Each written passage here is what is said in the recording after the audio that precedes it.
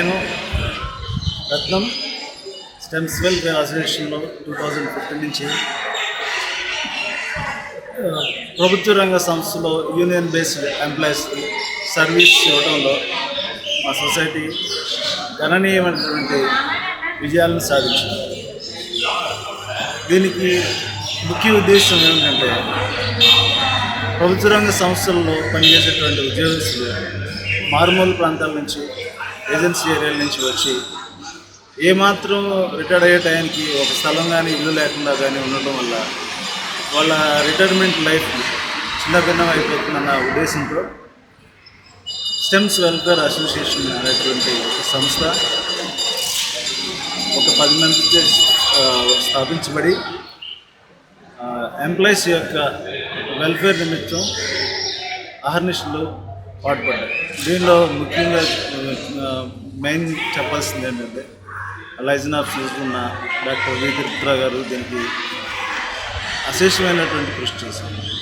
కృషి ఎలా చేశారంటే దానికి మనం మాటల్లో చెప్పలేం. అంటే completely neglected his entire family for more than 3 years 4 years. ఆయన అలా నెగ్లెక్ట్ చేయడం వల్ల ఇప్పుడు చాలా తక్కువ ధరలో విశాఖపట్నంలో ఇల్లు కొనాలంటే మినిమం 30 to 40 lakhs మధ్యలో ఒక 2 bedroom కానీ, లేదా ఒక 15 to 20 lakhs మధ్యలో ఒక 200 square yards కానీ మనం ఖర్చు పెట్టాల్సి ఉంటుంది. కానీ అలాంటిది నామినల్ రేట్లో అంటే ఎస్ఎఫ్టీ వచ్చేసి ప్రైవేట్ మార్కెట్లో 3,000 ఉన్నప్పుడు కూడా మన ఎస్ఎఫ్టీ కాస్ట్ టు కాస్ట్ అంటే ఇది నో లాస్ నో ప్రాఫిట్ ఆర్గనైజేషన్గా గుర్తించబడింది కాబట్టి ఏ ప్రాఫిట్ అయినా కానీ అది మన మెంబర్కే చెందే విధంగా దీన్ని ఉపయోగించడం జరిగింది. సో దీనిలో ఎక్కువగా లాభపడిన వాళ్ళు ప్రభుత్వ రంగ సంస్థల్లో పనిచేసే వాళ్ళు మెయిన్ స్కిల్స్ అండ్ ఎంప్లాయీస్ చాలా ఉపయోగపడింది. వాళ్ళు ఏంటంటే వాళ్ళకి హెచ్ఆర్ఏ బెనిఫిట్ ఉంటుంది, ఇన్కమ్ ట్యాక్స్ బెనిఫిట్ ఉంటుంది, తర్వాత వీటికి లోన్లో ఇంట్రెస్ట్ కూడా సబ్సిడీ ఉంటుంది. సో దీనివల్ల ఏంటంటే కంప్లీట్గా గవర్నమెంట్ RINL పనిచేసిన వాళ్ళకి బాగా బెనిఫిట్ ఉంది. మరి ముఖ్యంగా 1325 ఎస్ఎఫ్టీ కాస్ట్ అనేది సంస్థ అన్ని మెటీరియల్స్కి, ల్యాండ్కి, రిజిస్ట్రేషన్ ఛార్జెస్ అన్నీ కలుపుకొని దీన్ని ఫిక్స్ చేసుకుంటాం. మన దగ్గర 1,300 రూపాయల ఎస్ఎఫ్టీ ఉన్నప్పుడు ప్రైవేట్ మార్కెట్లో 3,000 చిల్లరగా ఉండేది. సో దీనివల్ల అమితమైనటువంటి రిటర్న్ మన మెంబర్కి దొరికింది. ఫర్ ఎగ్జాంపుల్ నేనే ఉన్నాను విశాఖపట్నంలో ఇల్లు కొనుక్కోవడానికి నాకున్న బడ్జెట్లో దొరకలేదు. సో ఈ నా అసోసియేషన్లోనే అంటే నాకు లీగల్గా కానీ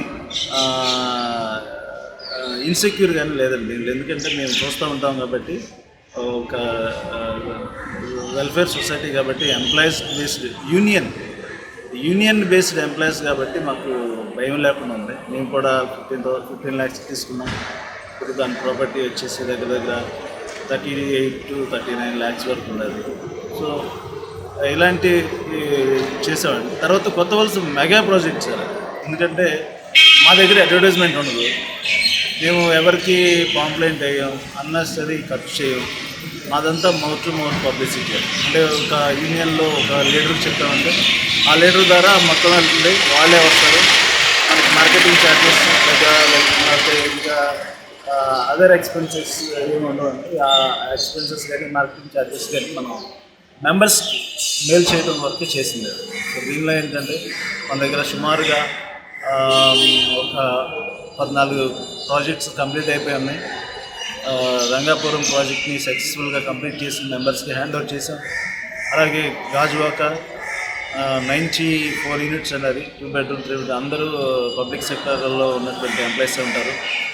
దాని తర్వాత గంభీరం RTA ఫైనెస్ట్ ఏరియా అనమాట విశాఖపట్నానికి. దగ్గరలోనే IIM ఉంది, బిట్స్ పిలానే ఉంది. తర్వాత రీజనల్ ట్రాన్స్పోర్ట్ ఆఫీసర్ కూడా అక్కడే ఉంటారు. హైవేకి ఒక 500 to 600 meters దూరంలో ఉంటుంది. బ్రహ్మాండమైన ఎన్విరాన్మెంట్ అండి. ఇంకొకటి ఏంటంటే నేను మెయిన్గా చెప్పదలుచుకున్నది స్టెమ్స్ వెల్ఫేర్ అసోసియేషన్లో ఫ్లాట్ తీసుకుని మన అపార్ట్మెంట్లో జీవించేవారు చాలా కంఫర్ట్ లైఫ్ని స్టాండర్డ్ లివింగ్ ఉంటుందండి. ఎందుకంటే చదువుకోవడానికి లైబ్రరీ ఉంటుంది, డ్రింకింగ్ ఆర్ఓ వాటర్ బయట నుంచి తెచ్చుకోవాల్సిన అవసరం ఉండదు. తర్వాత పబ్లిక్ అడ్రస్సింగ్ సిస్టమ్స్ పెద్ద పెద్ద సౌండ్లు పెట్టి ఫెస్టివల్స్ కానీ చేయడం కానీ అలాంటిది ఉండదు. ఎవరికి ఏ విధమైన హాని కానీ లేకపోతే ఇబ్బంది కానీ కలగకుండా ఉండే ప్రమేయంతో సొసైటీ బైరాస్ పెట్టుకుని పండుగలు చేసుకుంటారు, కానీ ఇంట్లోనే చేసుకుంటారు. మైకులు పెట్టి బయట పెట్టి చేసుకుని దీపావళి ఆ టైంలో మాత్రం రోడ్డు మీదకి వచ్చేసి చేసుకుంటారు. లైక్ మైండెడ్ అంటే మనకి అందరూ ఒకే మైండ్గా ఉండకపోవచ్చు, కానీ మన అసోసియేషన్లోకి వచ్చేటప్పుడు ఒకే డాక్టర్ని పెట్టుకుని ఆ డాక్టర్ అందరూ ఫాలో అవుతూ ఉంటారు. సో ఇదే కాకుండా ఇది సర్వీస్ యాక్టివిటీ అండి, చారిటీ యాక్టివిటీ కూడా ఉందండి. డి శారదా ట్రస్ట్ అని చెప్పేసి 2006లో దాన్ని రిజిస్టర్ చేయించాం. రిజిస్టర్ నెంబర్ వచ్చేసి 107/2006. ఇది శారదా ట్రస్ట్ అనేది మన కామ్రేడ్ నరసింహరావు గారు భార్య జ్ఞాపకార్థం. ఆవిడకి ఏజెన్సీ మీద ఉన్నటువంటి మక్కువతో, ఆవిడ ఏజెన్సీ ప్రజల మీద ఉన్న ప్రేమతో ఆవిడ చనిపోకుండా ఆగిపోకుండా ఉండాలని ఆవిడ పేరు మీద మన సేవా కార్యక్రమం స్థాపించాం. మెయిన్ ఏంటంటే లిటరసీ రేట్ అండి. అరకు ఏజెన్సీ ఏరియాలో లిటరసీ రేట్ చాలా తక్కువగా ఉంటుంది.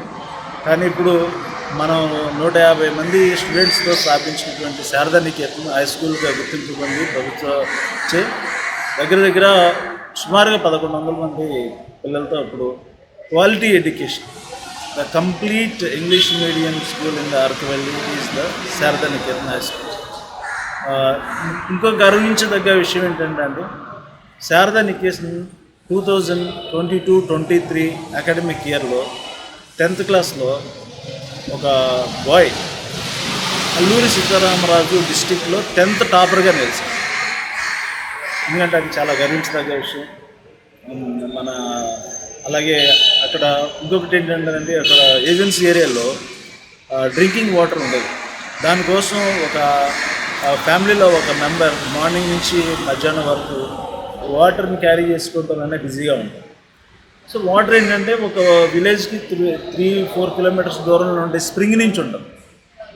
సో దానికి ఎలా చేయాలని చెప్పేసి చూసినప్పుడు మన ఇరిగేషన్ డిపార్ట్మెంట్లో ఎక్స్పర్ట్ ఇంజనీర్స్ పనిచేసేవాళ్ళు చారిటీగా, వాళ్ళు దాన్ని కలెక్షన్ ట్యాంక్ మధ్యలో ఫిల్టర్ ట్యాంక్, ఊరిలోకి డిస్ట్రిబ్యూషన్ ట్యాంక్ తీసుకొచ్చి డిస్ట్రిబ్యూషన్ ట్యాప్స్ పెట్టి గణనీయమైనటువంటి సేవలండి. Sharada trust CSR funds initiative ద్వారా 36 గ్రామాలకు మన తాగునీటి సురక్షితమైనటువంటి వాటర్ బోర్న్ డిసీజెస్ కంప్లీట్గా ఉన్నటువంటి ఏరియాలో మనం బాగా చేసామండి. అది 36 విలేజెస్కి చేసాము. దాని తర్వాత ఎవరైనా ఎన్ఆర్ఎస్ కానీ ఏమైనా ఉంటే మేము అడుగుతూ ఉంటాం, పేదలకు ఏదైనా చేయండి అని చెప్పేసి.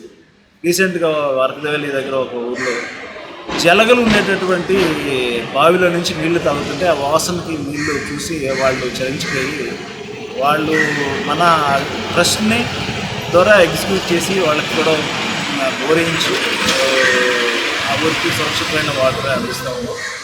అదేవిధంగా మన ముంచింగ్ గుట్టు అనేది ఒక మారుమూలటువంటి ఏజెన్సీ ఏరియా అండి. అది విశాఖపట్నం ఒరిస్సా బోర్డర్లో ఉండేది. ఇప్పుడు అల్లూరి సీతారామరాజు డిస్ట్రిక్ట్ అయింది. అక్కడ కూడా పిల్లల కోసం శారదా నికేతన్ స్థాపించాం. సుమారుగా 100 మంది స్టూడెంట్స్ ఉంటారంట. వాళ్ళకి కూడా క్వాలిటీ ఎడ్యుకేషన్ ఉంటుంది, నామినల్ ఫీజెస్ ఉంటాయి. తర్వాత ట్రైన్డ్ బీఈడి చేస్తున్న టీచర్స్ ఉంటారు. మధ్యలో మేము పిల్లల కోసం మెడికల్ క్యాంప్ చేస్తూ ఉంటాం.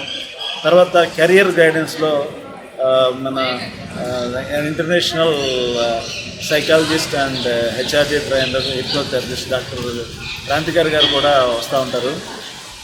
పిల్లలకి మోటివేషనల్ ఇన్స్పిరేషనల్ క్లాసెస్ ఇస్తూ ఉంటారు.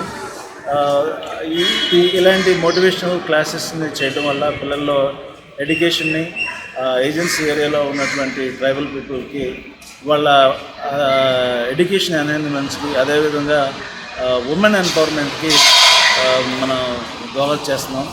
తర్వాత గవర్నమెంట్ రెసిడెన్షియల్ స్కూల్స్లో motivational classes, how to prepare exams, ఇలాంటి క్లాసులన్నీ కండక్ట్ చేసి వాళ్ళకి కాంపిటేటివ్ ఎగ్జామ్స్ నుంచి ఇంగ్లీష్ నుంచి మాట్లాడేంటి భయం లేకుండా చేస్తూ ఉంటాం.